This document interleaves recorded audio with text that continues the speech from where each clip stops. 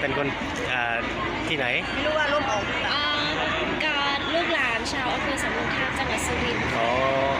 และชาวกุยเนาะหมู่สำโรงทาบเป็นนางงามกี่สมัยนางงามปี 2023 ค่ะ23เนาะอ๋อโอเคกัน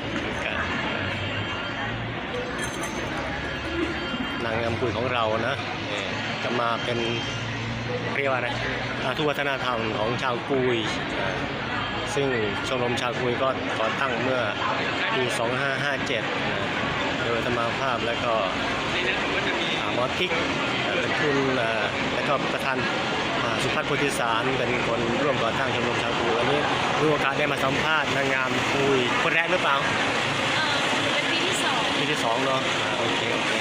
ยังไม่สิ้นสุดวาระใช่ไหมยังไม่หมดวาระใช่ไหมที่จริงหมดวาระไปแล้วอ๋อโอเคหมดวาระไปแล้ว2 ปีโอเคสาธุจะเป็นขอเนี่ยขอสัมภาษณ์อันนี้